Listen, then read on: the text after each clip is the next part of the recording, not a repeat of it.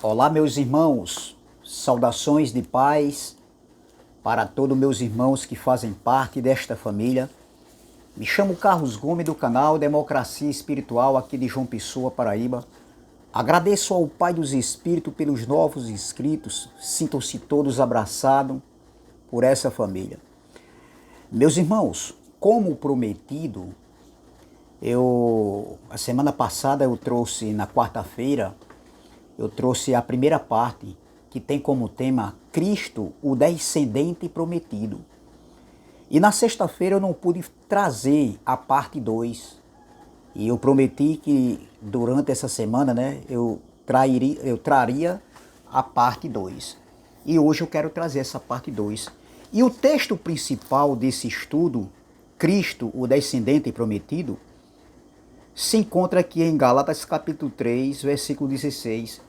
Antes de eu ler aqui o texto principal, eu quero desejar um bom dia, uma boa tarde, uma boa noite, dependendo do horário em que vocês irão assistirem a mais um conteúdo deste canal.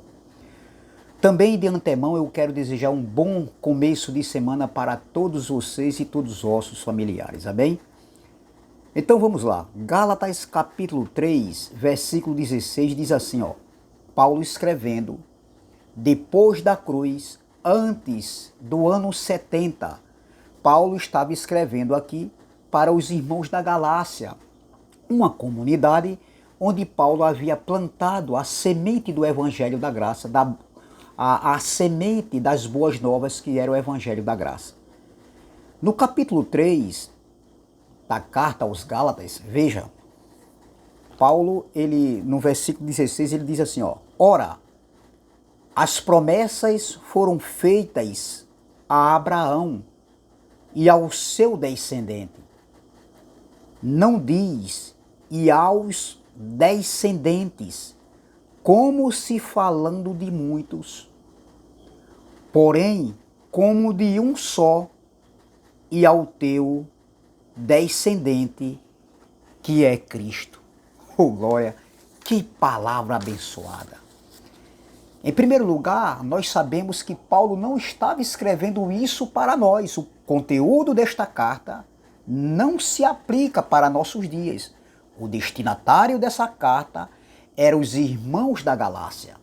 Mas veja bem, meus irmãos, naquele contexto, no tempo do apóstolo Paulo, no tempo ali dos irmãos ali da Galácia, e Paulo estava escrevendo aqui depois da cruz, todos aqueles ainda que observavam a lei, alguns preceitos da lei, alguns rudimentos, alguns cerimonialismos da lei, eles não estavam vivendo pela fé. Eles estavam vivendo pelas obras da lei, do sacrifício, de meritocracia humana.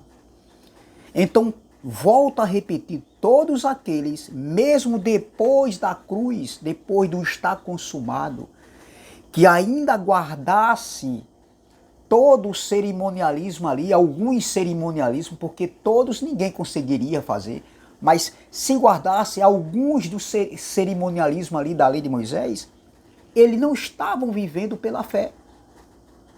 Porque a lei, Paulo deixa muito claro nessa carta, a lei não procedia da fé, meus irmãos. A lei, volta a repetir, a lei não procedia da fé. E era isso que Paulo estava querendo colocar na mente novamente daqueles irmãos. Porque Paulo já havia ensinado a eles.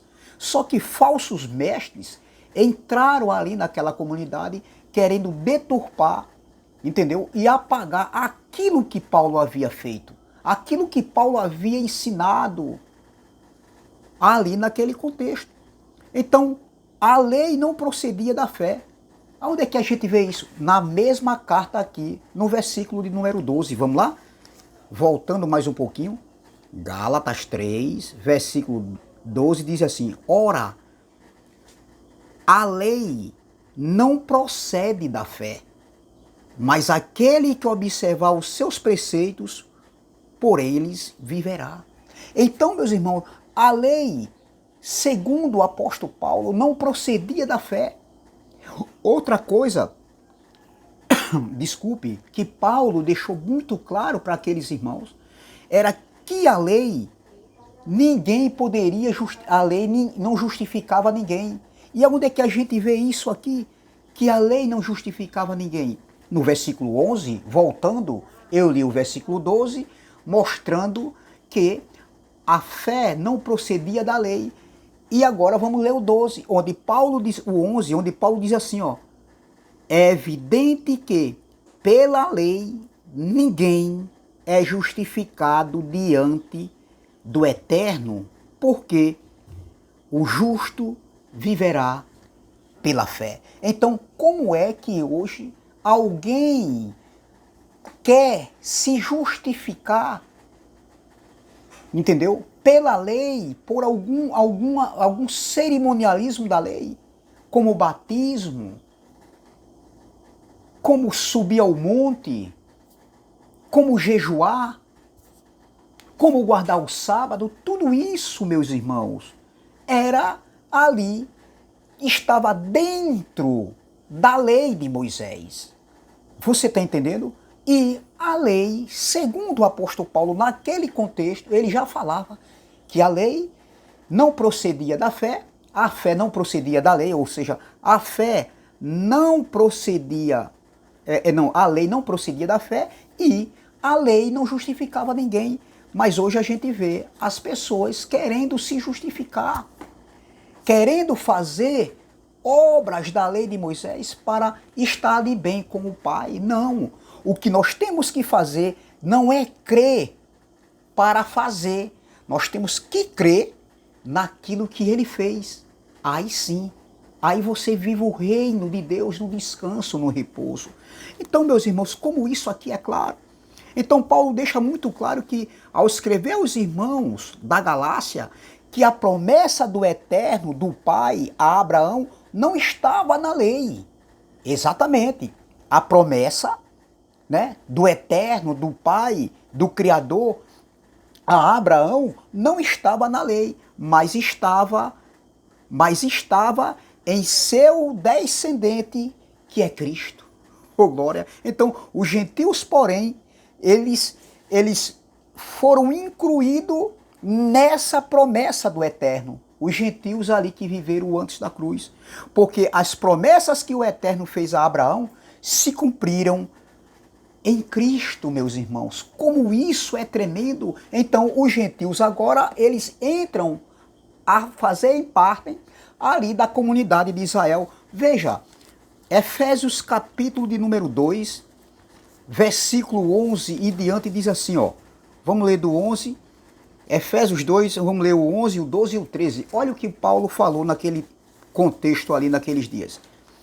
Portanto, lembrai-vos de que outrora vós gentios, olha, se falando a respeito dos gentios, vós gentios, na carne, chamados incircuncisão, ó, por aqueles que se intitulam circuncisos, os judeus, na carne, por mãos humanas. Aí Paulo continua no versículo 12, naquele tempo, estáveis sem Cristo, separados da comunidade de Israel e estranhos às alianças da promessa, não tendo esperança e sem Deus no mundo.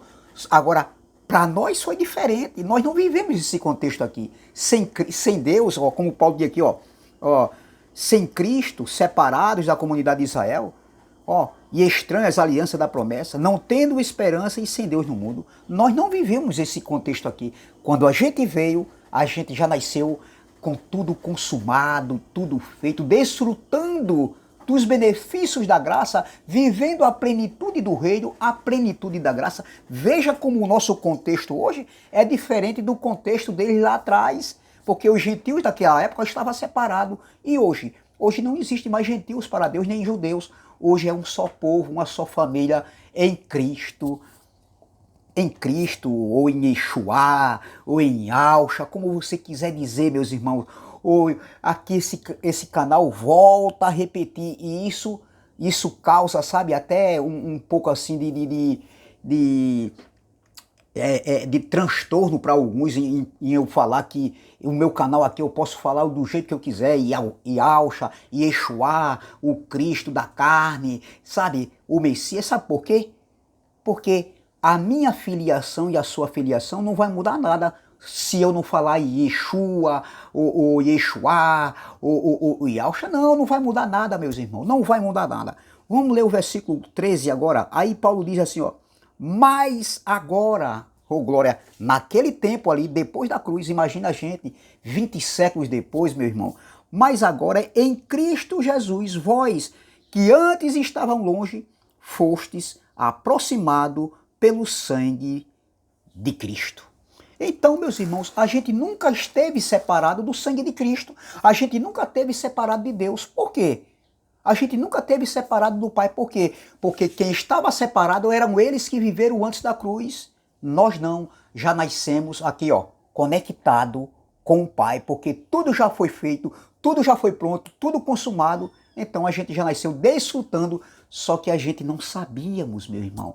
Como isso é rico, que maravilha a gente conhecer essas verdades, sem criticar ninguém, sem afrontar os irmãos do sistema religioso que estão aí, entendeu? Como um dia a gente viveu, entendeu? Porque nem todos serão cortados por essa palavra. O que a gente tem que fazer é tentar mostrar para eles a verdade. Agora, não cabe a nós mudar, entendeu? O entendimento das pessoas, mas a gente continua levando essas verdades. Então, essa é a segunda parte. Eu falei que ia trazer só a parte 1 e a parte 2, né?